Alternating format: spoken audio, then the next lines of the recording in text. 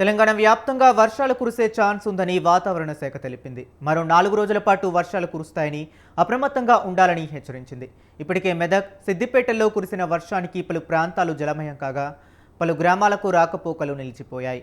ఇవాళ నిర్మల్, నిజామాబాద్, సిరిసిల్ల, నల్గొండ, హైదరాబాద్, మేడ్చల్లో వర్షాలు కురిసే ఛాన్స్ ఉందని ఐఎండీ తెలిపింది.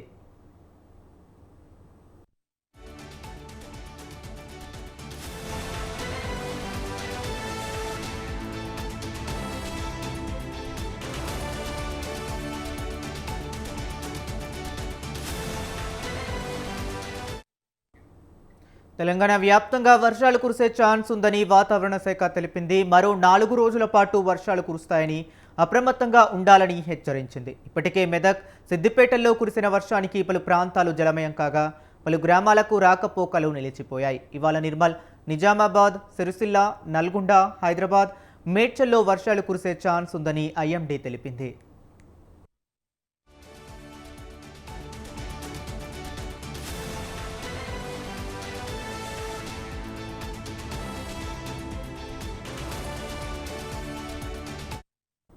ఇక ఇదే అంశానికి సంబంధించి మరింత సమాచారాన్ని మా కరెస్పాండెంట్ విశాల్ ఫోన్ లైన్లో అందిస్తారు. విశాల్, చెప్పండి. రైట్ హరీష్, ఉపరితల ద్రోణుల ప్రభావంతో ప్రస్తుతం రాష్ట్రంలో వర్షాలు కురుస్తున్నాయి.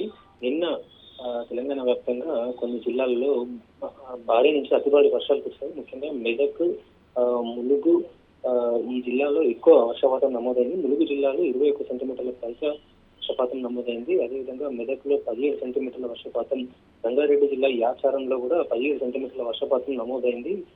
దీంతో మెదక్ లో అదేవిధంగా ములుగులో కొంత వరద నీరు అనేది రోడ్ల మీదకి వెళ్ళి ప్రవాహం కొనసాగింది. దీంతో రాకపోకలు కూడా కొంత ఇబ్బందులు ఏర్పడ్డాయి.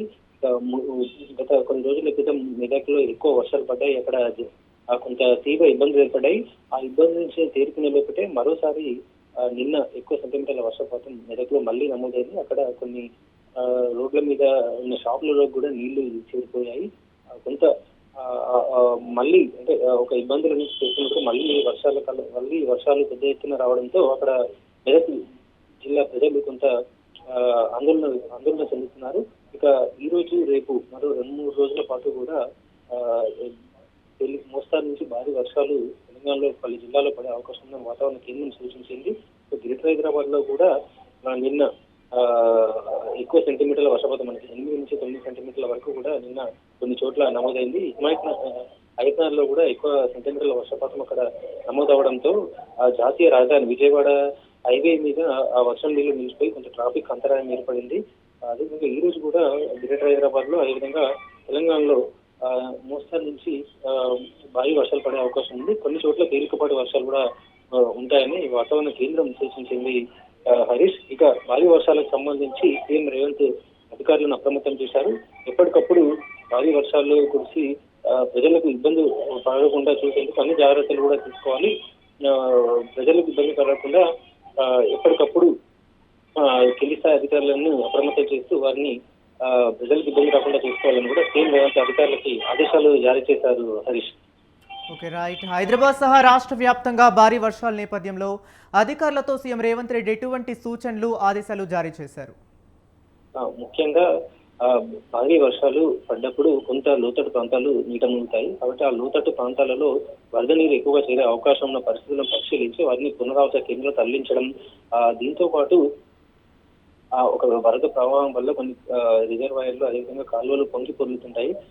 ఆ రోడ్ల ప్రధాన రహదారుల మీదకి వెళ్ళి కూడా వరద నీరు అనేది ప్రవహిస్తుంది. కాబట్టి కొంతమంది దాన్ని దాటే ప్రయత్నం చేస్తుంటారు. అలాంటి చోట్ల బారికేడ్లు పెట్టి అక్కడ వారిని ఆ వరద ప్రవాహంలోకి వెళ్లకుండా చూసేందుకు తగిన చర్యలు తీసుకోవడం, అక్కడ ఒక పోలీస్ సిబ్బందిని అక్కడ ఏర్పాటు చేయడం, అదేవిధంగా మరికొంతమంది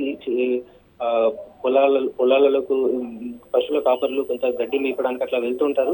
అలా వెళ్ళిన సమయంలో వారిని ముందస్తు హెచ్చరికలు జారీ చేయడం, భారీ వర్షాలు ఉన్న సమయంలో ఇంటికి త్వరగా వెళ్ళిపోవాలి అని సూచనలు చేయడం, ఇలాంటివన్నీ కూడా ఎప్పటికప్పుడు అధికారులు సమీక్ష కింది స్థాయి అధికారులతోటి సమన్వయంతో దాని వర్షాలతోటి ఇబ్బందులు రాకుండా, ప్రజలకు ఇబ్బందులు రాకుండా అన్ని చర్యలు తీసుకోవాలని కూడా సీఎం రేవంత్ అధికారులకి ఆదేశాలు జారీ చేశారు.